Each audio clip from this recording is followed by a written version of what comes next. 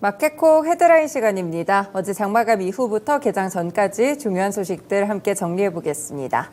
네, 첫 번째 소식은요. 아무래도 이 FOMC와 관련된 내용들을 체크를 해보셔야 될 것 같은데요. 지금 4연속 기준금리 동결을 결정하게 됐습니다. 그렇지만 일단 정책적인 입장을 함께 천명을 하기도 했었는데요. 연준은 물가 상승률이 정책 목표치인 2%로 복귀한다는 아주 큰 확신을 얻기 전까지 기준금리를 인하하는 것은 적절하지 않다라고 못 박았습니다. 시장에서 지금 조기 금리 인하에 대한 기대감이 있는데 여기에 찬물을 끼얹었다라고 보실 수가 있겠는데요. 일단 기자회견에 나섰던 제롬 파월 연준 의장은 연준의 성명보다도 훨씬 더 신중한 입장을 밝혔습니다. 이 파월 의장은 3월 FOMC 정례회의에서 연준 위원들이 기준금리 인하 결정을 내릴 정도로 충분한 자신감을 확보하게 될 것으로는 보지 않는다라고 이야기했는데요. 최근에 각종 경제 수치가 개선된 것은 사실이지만 실제 금리 인하를 결정할 만큼은 아니었다라고 본 것입니다. 그리고 지난 6개월간 물가 상승률이 둔화한 추세가 앞으로 이어져야 한다면서 12개월을 언급하기도 했었는데요. 이 6개월간의 통계로는 충분하지 않고 적어도 1년 동안 물가가 둔화되는 모습들이 있어야 금리 인하에 나설 수 있다라는 이야기로 풀이가 되고 있습니다. 그리고 미국 경제가 연착륙에 성공했다는 평가에 대해서도 지금은 승리를 선언할 준비가 되지는 않았다라면서 아직까지 공식화 입장을 하는 데는 약간 꺼리는 모습을 보이기도 했었는데요. 그렇지만 현재 경제 상황이 좋다면서 이례적으로 후한 평가가 있었다는 점은 또 함께 살펴보실 수가 있을 것 같습니다.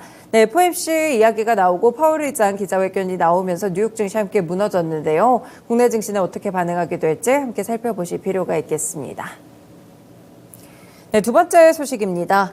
예멘 반군 후티가 이스라엘과 전쟁 중에 하마스를 지지하면서 상선을 공격하고 있고요. 올해 홍해를 거치는 컨테이너 물동량이 30%가량 줄어들었다는 분석이 나왔습니다. IMF 측에서 컨테이너 해상 운송이 거의 30% 정도 줄었다라고 이렇게 분석을 했는데요.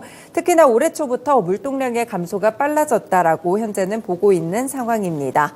후티 반군은 이스라엘의 지상전으로 궁지에 몰린 하마스에 대한 연대와 지원을 명분으로 지난해 11월부터 홍해를 지나는 상선들을 공격했죠. 미국의 국방부에 따르면 지난 30일까지 후티 반군의 상선 공격 횟수는 30회가 넘어간다고 합니다. 이 미국은 다국적군을 규합해서 홍해 선박 보호를 위한 번영의 수호자 작전을 폈고 예멘 내 반군 근거지 공습을 하기도 했었는데요. 일단 많은 배들이 현재는 희망봉 쪽으로 배를 돌려서 운행을 하고 있는 상황입니다. 수에즈 운하를 거치는 전체 물동량이 지난해 같은 기간보다 37% 줄어들었다라고 보면서 일단은 물동량이나 이 지속 가능 측면에서 무역 패턴의 변화 수위는 결국에 후티 반군 공격에 따라서 불확실성이 좀 나타날 수 있을 것이다라고 보고 있습니다. 이런 가운데 또 간밤에 있었던 소식들 가운데서는 EU가 다음 달 중순께쯤에 홍해에 대한 군사작전 개시를 추진하겠다라는 보도도 있었으니까요. 관련돼서는 물류 관련 종목들 해운주들 함께 체크해 보시길 바라겠습니다. 네, 세 번째 소식 가보겠습니다. 대한항공과 아시아나 합병과 관련돼서 기업 결합이 이번에 일본의 경쟁 당국으로부터 승인을 받았습니다. 어제 장마감 가까워서 3시쯤 나왔던 뉴스였는데요. 일단 국내 초대형 항공사로 거듭나기 위해서 이제는 거의 미국만 좀 남겨놨다라는 전망들이 나오고 있습니다. 현재 유럽연합 집행위원회가 조만간 양사 합병의 조건부 승인 결정을 내릴 것으로 예상되고 있는데요. 그래서 시장에서는 미국의 승인 정도만 남겨뒀다라는 관측들이 나오고 있습니다. 대한항공은 기업 결합을 신고한 전체 14개국 가운데 EU, 미국을 제외한 현재 12개국으로부터 승인을 받은 상태라고 보실 수가 있겠는데요. 다만 미국의 이 조건부 승인이라든지 승인 조건 자체가 얼마나 까다로울지 여기에 대한 부분은 변수가 되겠습니다. 상대적으로 경쟁 제한에 대한 우려가 적은데도 일본 경쟁 당국이 대한항공에 7개 노선을 양도하라고 요구한 만큼 미국 역시나 굉장히 여러 요건들을 내세워서 합병에 제동을 걸 가능성이 남아있는데요.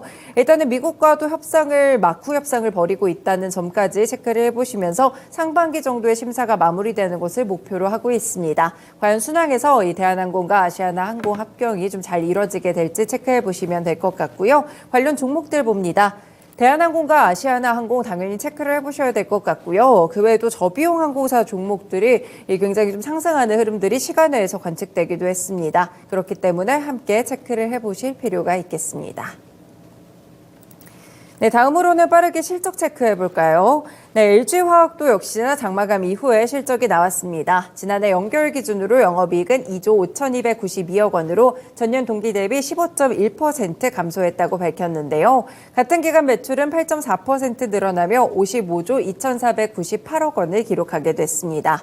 LG에너지솔루션을 제외하고 LG화학의 매출을 보시면 26조 6천억 원을 기록했는데요. 올해 매출에 대한 목표치는 전년 대비 5% 정도 증가한 수치 27조 8천억 원으로 설정을 했습니다.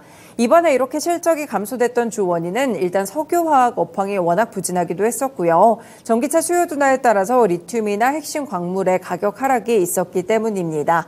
어려운 경영 환경은 올해에도 지속될 것이라고 보고는 있지만 석유화학 부문에서는 지역의 다각화 전략이나 지속 가능한 사업을 본격적으로 육성하고 또 이렇게 생명업 부문의 아베오를 중심으로 한 글로벌 임상 개발에 집중하겠다라고 보기도 했었는데요. 3대 신성장 동력 육성에 있어서 실질적인 성장과 수익성 개선이 동시에 되는 변곡점이 되는 한 해가 될 것이다라는 CEO의 멘트까지 있었습니다. LG화학 주가 오늘장 살펴보시면 될 것 같습니다. 네, 다음 실적 보겠습니다. 바로 포스코홀딩스 살펴보실 텐데요. 일단 포스코홀딩스가 지난해 저조한 성적표를 받아들게 됐습니다. 지난해 연간 기준 영업이익은 3조 5,310억 원으로 전년 대비 27.2% 감소했다고 공시를 했고요. 같은 기간 매출액도 9% 감소했고 문제는 순이익입니다. 48%나 같은 기간에 크게 떨어졌다는 점 체크를 해보실 수 있겠는데요. 일단 주력인 철강 부문 역시나 전년 대비 굉장히 큰 폭으로 감소하는 모습이었고요. 철강 부문의 자회사인 포스코의 지난해 영업이익은 2조 830억 원으로 전년 대비 36%가량 줄어드는 모습이었습니다.